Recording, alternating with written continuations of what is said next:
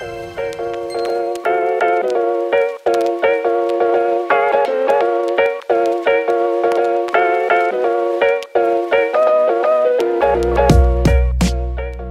to the English Language Digest of the Kaleidoscope podcast, your source for inspiration.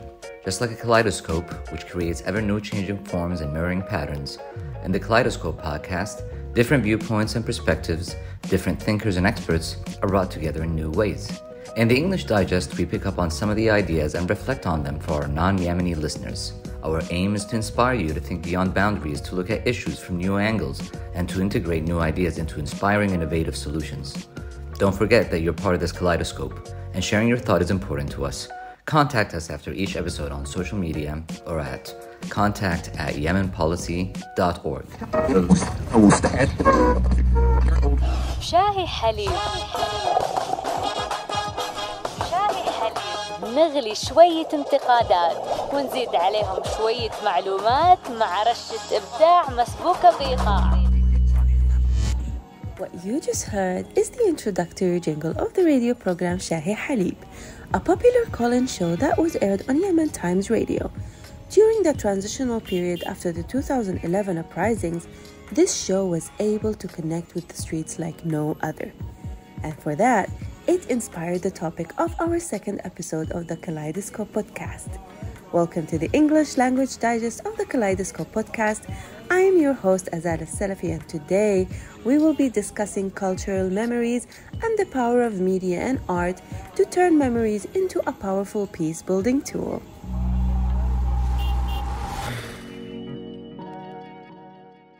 In our initial discussion in last week's Arabic Kaleidoscope podcast, we touched upon so many issues that I want to dive into deeper today. We will discuss the question of how entertainment community radio shows can actually contribute to social cohesion and embed this discussion into the wider context of the role of cultural memory in peacemaking. For this, we are speaking today with the host of the radio show Shahi Haleeb, Sara al-Zawqari herself, as well as the host of the Mlawafah radio show from Sayoun Hadramaut, Sabah Abdullah. To bring in the angle of cultural memory, we have Aziz Morfeq, who is involved with the Basement Cultural Foundation, which is currently working on digitizing the northern heritage of Yemen from the 1960s. Honestly, I'm so excited to be speaking to such inspiring creatives that are simply yet innovatively contributing to building peace in Yemen. I would like to start with the iconic host of this special radio show, Shahi Haleeb, Sara al-Zawqari. Welcome. Thank you, Azal, and I'm really happy to be with you. It's really fun talking to you and Aziz. And you really took me down memory lane. Shahi Haleeb will always have a very special place in my heart. This radio show connected me to Yemenis from different classes, sects, geographical locations. People welcomed me into their families and I was part of their daily routine. The show was able to break many barriers, social taboos. It expressed what the people in the streets really thought in their minds and felt in their hearts. And the show was aired at a time when this kind of space was missing in the media landscape. Everything was politicized, and I guess the sarcastic criticism in Shahi Haleeb was free. It did not serve any agenda. You know, the biggest marketeers for the show were regular Yemenis, those who listened to it on minibuses, taxis, cafeterias, or at home. And it became super popular that even politicians, ambassadors, governors, and businessmen were listening religiously to the show. And this was its beauty. People usually wait for the change to come from above, but the real change, the real impact is when it comes from the street, from the ground up. Indeed, Sara. I have to agree with every word you said. I mean, today's media is highly politicized globally, let alone the media in Yemen, where trust is at an all-time very low. People are in need to these kind of media outlets and spaces that allows them not only to participate in a discussion, but also a discussion that represents them. I would like to hear your take on this, Aziz. What do you think? I assume that you were in Yemen at the time the show was aired. What do you think made it so special?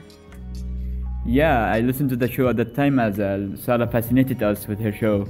I mean, it was the clarity of the show and its presentation style and the use of the colloquial dialect and black comedy that gave Shahi Haleeb a different character and brought it closer to the audience. As you know, Azal, the Adani dialect has its own humor, which is quite uncommon in the north.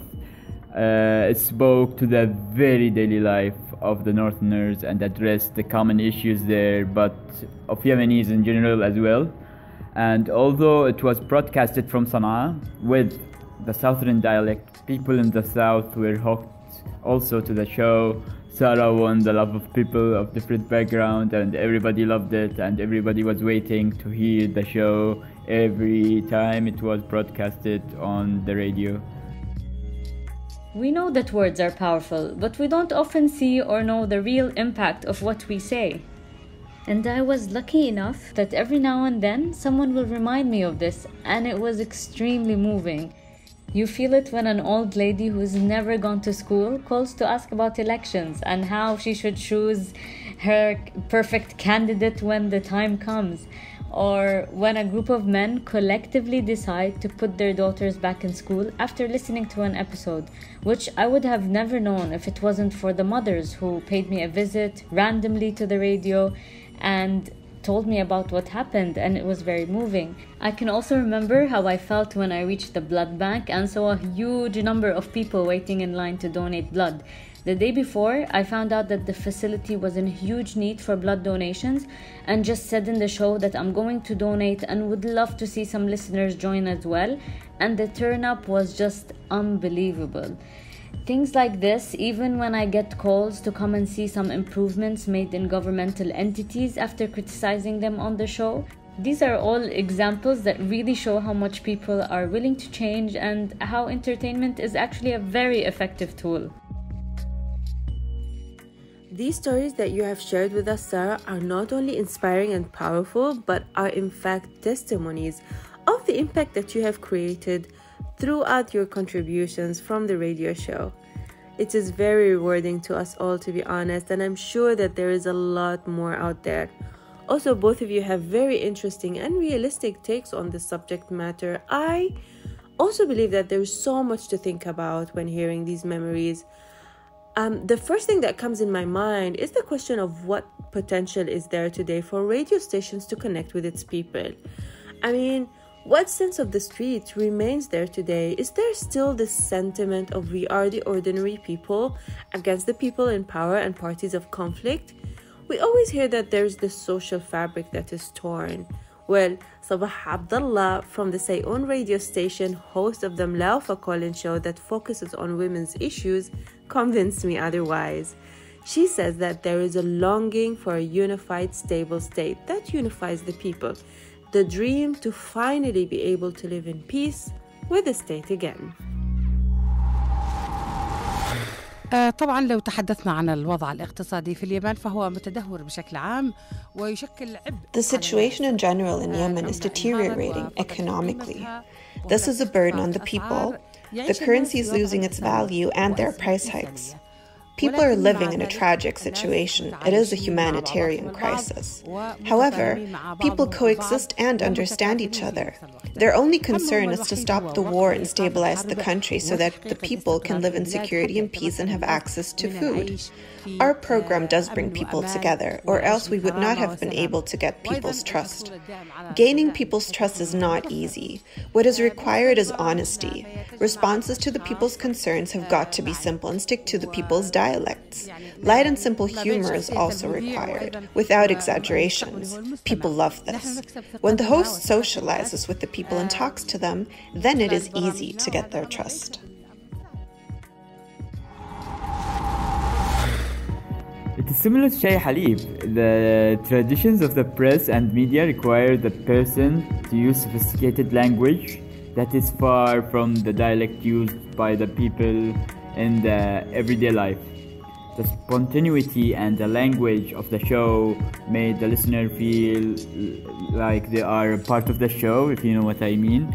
So the bus owner and the owner of the cafeteria could hear Sara respond to the caller, respond to the stories shared with compassion and yet a spontaneity as if she was sitting with them in the bus or in the cafeteria.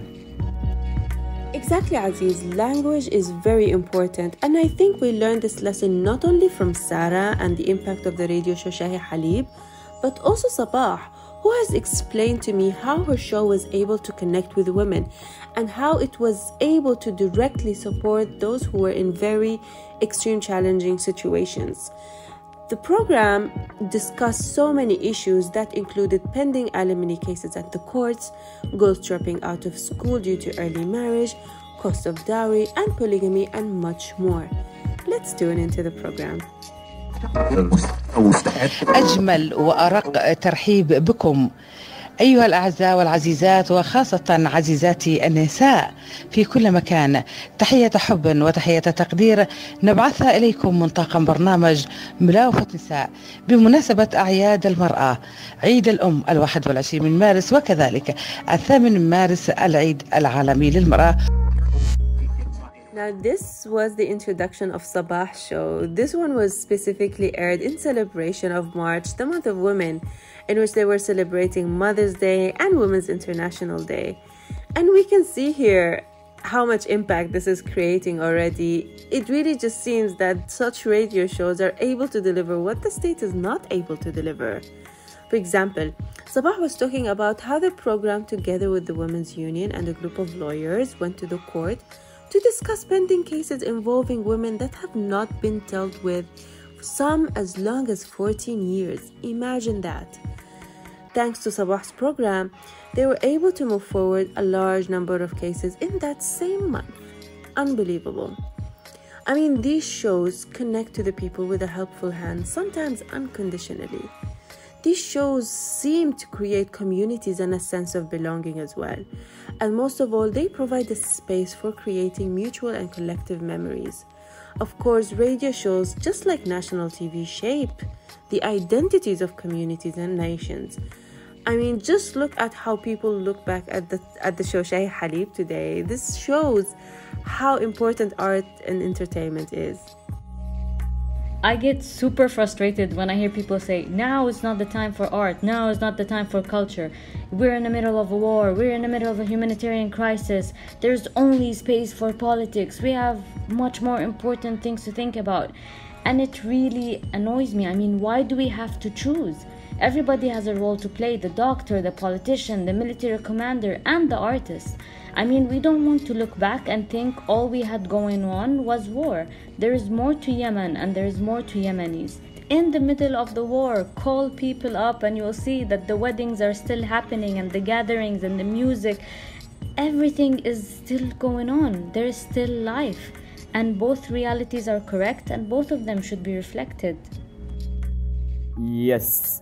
Look at the way we recite poems today that were written and orally performed during the Civil War in the 1960s, or the music from the time. Take a look at how it shaped our culture today. It needs further studies. Okay, I have another question, and it is again the question of potential. I want to know, what is the potential of such art and culture to contribute to peace building? The war in Yemen is just like any other conflict. It is a war of narratives, stories being told by either of the sides. These stories are then told by media, which we understand is spreading propaganda for the conflict parties.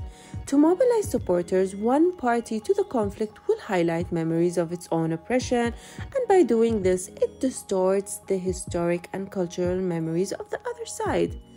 Now, that is how history and culture are manipulated. But how can we preserve memories in a way that could help peace? Until nowadays, oral memories were the main instrument of transferring knowledge and wisdom and also events of the country. And to memorize, you should have an entertaining medium, which is usually a poem, a song, storytelling performance, gestures, or celebrations, and sometimes these all work together. For instance, a story of hundreds of years could survive even in an illiterate society of an ancient time.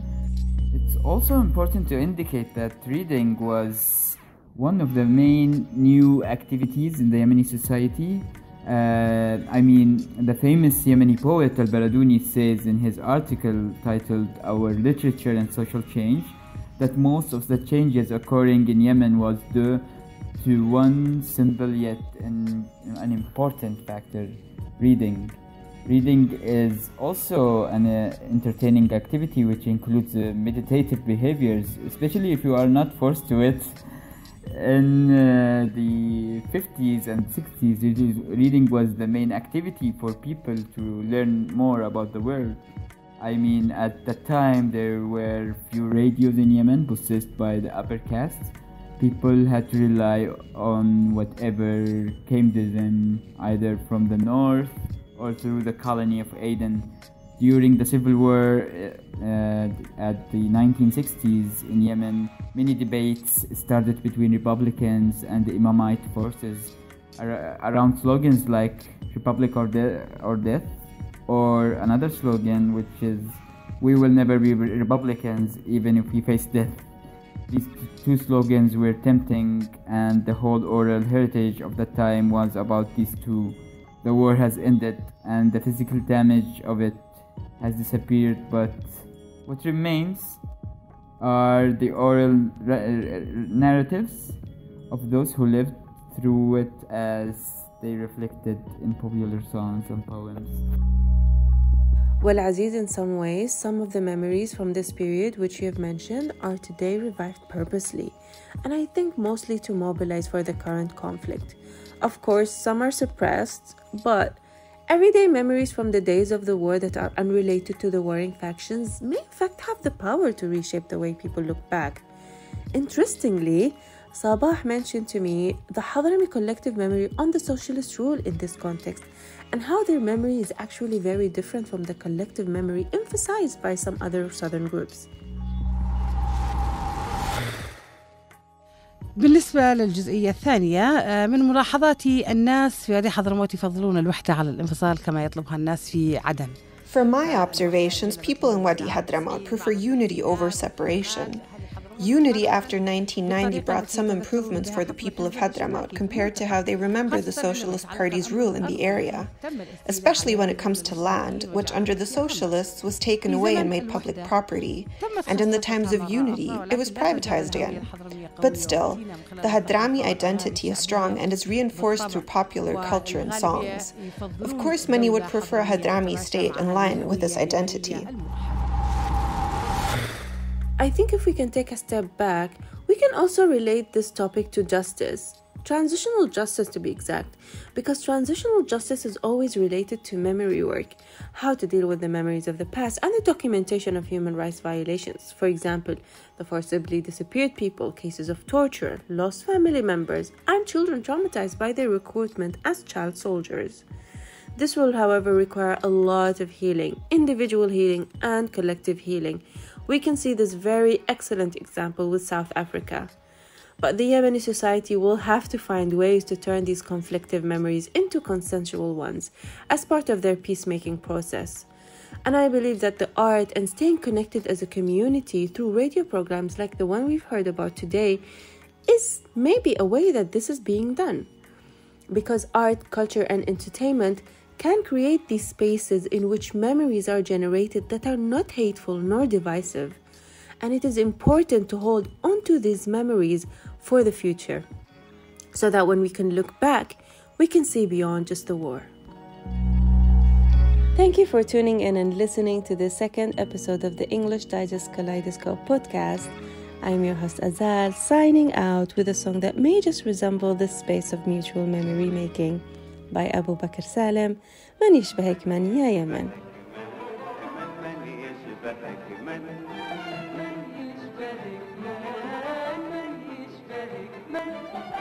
انت الحضارة، انت المنارة، انت الحضارة، انت المنارة، انت الأصل والفصل والروح والفن.